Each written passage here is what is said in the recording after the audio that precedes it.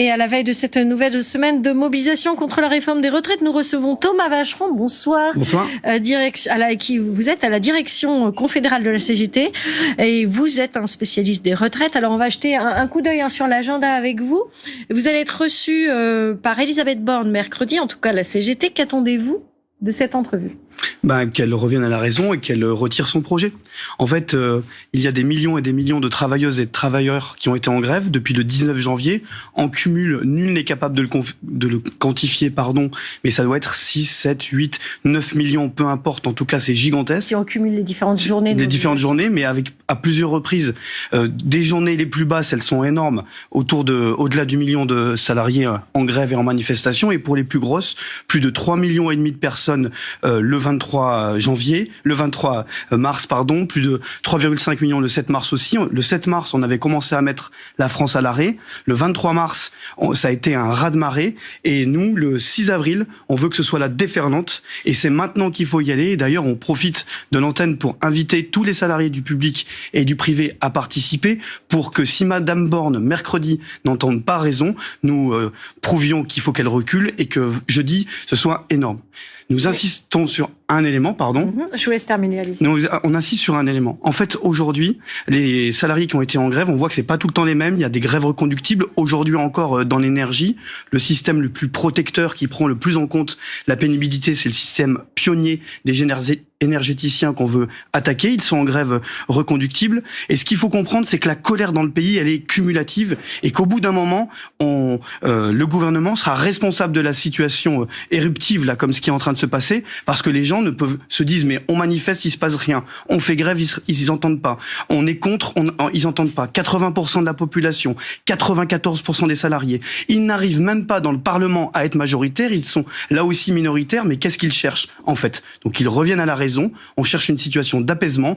Ils retirent leur projet et on discute de tous les autres sujets. Mais vous y croyez vraiment?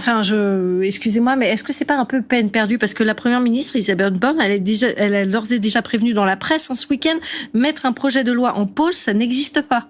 Alors, elle va découvrir ce qu'elle pensait qui n'existe pas, elle va le découvrir.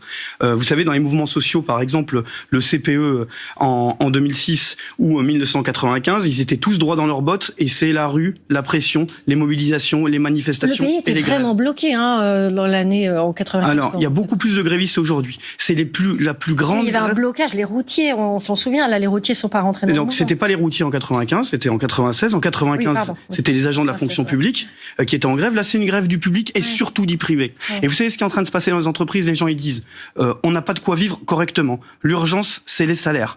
C'est le pouvoir d'achat. Donc, l'urgence, c'est d'augmenter les salaires, pas de reculer l'âge de la retraite. Et il y a eu des grévistes nombreux dans le privé. Et j'insiste, cette grève, elle est sur tout le territoire, pas qu'à Paris. Et si les mobilisations et les manifestations ont été si importantes dans des villes de province comme à Rodez, au Puy-en-Velay, à Charleville-Mézières, à Brest, et je ne peux citer le nombre de villes de préfecture ou de sous-préfecture extrêmement importantes, c'est qu'il y a des millions de salariés du privé qui ont participé et qui ont fait grève. Je ne parle pas de ceux qui ne viennent pas aux mobilisations. C'est-à-dire que la colère, pendant des mois, on nous a dit qu'il y avait une résignation. Nous, on disait il y a une colère extrêmement puissante. Et les gens se soulèvent et vous savez, ils pensaient faire passer leur réforme comme une lettre à la poste. Nos mobilisations les ont fait reculer. Nos mobilisations, elles ont contraint le gouvernement à revoir leur projet. Nos mobilisations, elles disent, ça faisait des mois, pas de son, pas d'image. Philippe Martinez n'avait rien reçu, aucune communication. Et maintenant, enfin, elle revient à la raison pour nous entendre. Elle entend, il va falloir qu'elle écoute. Et ce qu'on lui demande, toutes les organisations syndicales, le dernier titre du communiqué intersyndical, c'était la mobilisation s'accentue. C'est l'heure du retrait, Madame Borne. Oui, alors la mobilisation s'accentue, mais par rapport aux chiffres, mardi dernier, la mobilisation, elle a quand même été moins forte que les jours précédents. C'était la 10e journée de mobilisation. Est-ce qu'il n'y a pas un risque, notamment parce que évidemment on connaît le poids financier de la grève pour les grévistes, est-ce qu'il n'y a pas un risque d'essoufflement et donc de ne pas être entendu? Alors, le risque, en fait, c'est que la colère s'accentue par d'autres moyens que la grève. Lesquels? Vous voyez que il y a des grèves reconductives qui existent, il y a des blocages qui existent. Aujourd'hui, je salue les salariés des raffineries qui, eux aussi, font grève et bloquent l'outil de production parce que quand on arrête de travailler, ça se voit. Vous avez vu, j'invite les téléspectateurs d'ailleurs à regarder les stations d'essence. C'est pas de la faute de la CGT ni des syndicats. Pour l'instant, on manque pas d'essence, il n'y a pas de pénurie. Non, il y a 15% des stations qui ont des problématiques de carburant et pire, il y a un scandale d'attaque de grève grève, qui est un droit constitutionnel dans la Constitution de 1945, sur le droit de grève qui est attaqué par la réquisition, sur le droit de manifestation qui est attaqué par la politique de monsieur Darmanin, qui met systématiquement de l'huile sur le feu, et ce gouvernement, qu'est-ce qu'il cherche? Vous faites quelque chose à ce sujet-là? À ce sujet-là, on est comme Amnesty International et même l'Europe qui condamne aujourd'hui la France et qui tous disent avec leurs mots, en tout cas les notes sont les suivants, c'est que plus le gouvernement est minoritaire, plus il est autoritaire. Aujourd'hui, il y a des gens qui sont qui ont été blessés par des forces de police et les forces de police, elles exécutent les ordres des ministères et de monsieur Darmanin. Parler des violences policières. Qui en porte l'entière responsabilité, et surtout, aujourd'hui, on ne peut plus tromper personne. Sur les 1 200 €, on sait que c'est faux. Sur la pénibilité, on sait que c'est pas vrai. Et sur les seniors, ils mentent encore. Tout le monde va travailler 2 ans de plus. Vous savez, il y a un jeune délégué syndical la semaine dernière qui m'a dit, c'est pas un gouvernement, mais c'est une entreprise de publicité mensongère. Donc on leur dit, on arrête.